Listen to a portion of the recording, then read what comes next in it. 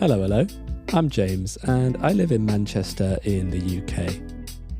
And you're listening to English with a Brew, a podcast where I talk about different day-to-day topics to help you learn English the most natural way possible. And that is only by listening to it. If you want to support this podcast, read transcripts, and get exclusive access to more content, go to patreon.com/English with a Brew. So, as we say in Manchester, get a brew on and let's get started.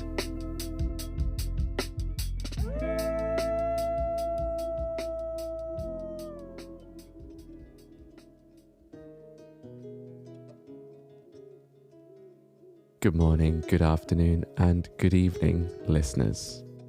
Welcome to another episode, and this time we're doing things a little differently. Right now, we are in the middle of the month of October. We are going into autumn.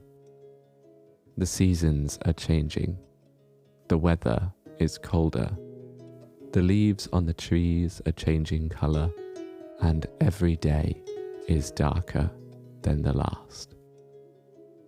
And so the world feels a little different. Maybe a little mysterious. A little ominous, perhaps. And so I think there's no better time to talk about something a little mysterious, or you could say a little spooky. So today we're talking about folk stories.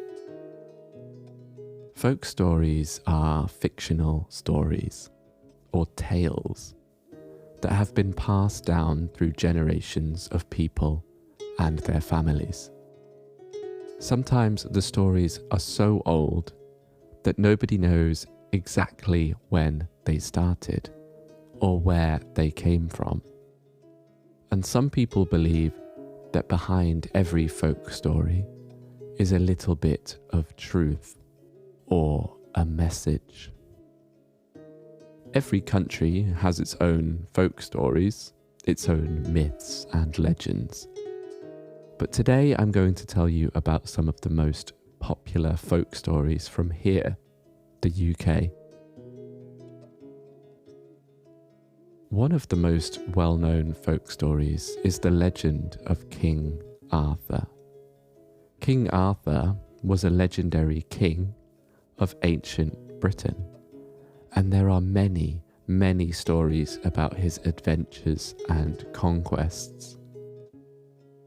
One story, perhaps you already know it, was that a wizard called Merlin had used magic to bury a legendary sword in a stone, and only the rightful king or hero would be able to pull the sword out from the stone.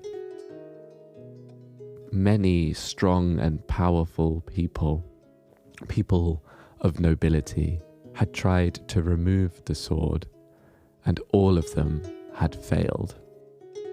But Arthur, when he was still only a boy, when he was still young, was able to pull the sword out, and this proved that he should be the king.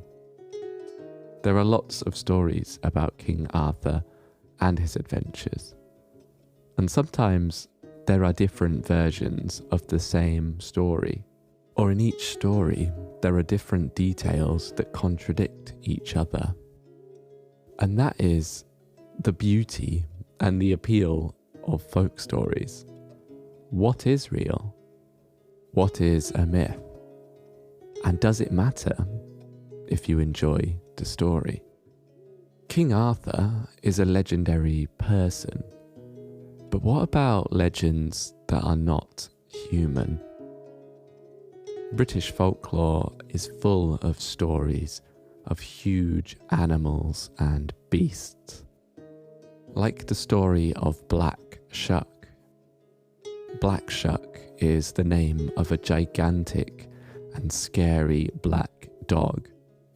It's said that Black Shuck wanders and roams around the east of England, in the county of East Anglia. It's said that Black Shuck is much bigger than a normal dog, perhaps even the size of a baby cow or a horse. And he has huge, big red eyes. And if you see Black Shuck, if you see this black dog, if it crosses your path, it means that you will die before the end of the year. Another mythical animal is the Scottish Kelpie. Kelpies are said to be creatures, some type of spirit that lives in the lakes or lochs of Scotland. Typically, they look like horses. However, they are also shapeshifters, which means that they can change shape or change their appearance to look like other animals. And apparently, they may be able to take the form of human beings, trapping and tricking real humans before taking them into the water and killing them. What do you think? Do you think Kelpies are real? Do you think the legendary dog, Black Shuck, could also be real? And do you think King Arthur was a real king? What folk stories exist in your culture? Perhaps you've been told a story by your parents in the past, or your grandparents, or your great-grandparents, of mythical creatures, legendary beasts, or heroes. I'd love to know, and until the next spooky special episode, take care. That's everything for today's episode of English with a Brew. I hope you enjoyed it. Let me know in the comments if you did or if you didn't, and tell me what topics you'd like to hear me talk about in future episodes. And don't forget, if you want to support this podcast and get access to all of the exclusive episodes, you can do that on my Patreon page. I hope you have an absolutely wonderful day, morning, afternoon, or evening, whatever time it is where you are right now. Take care.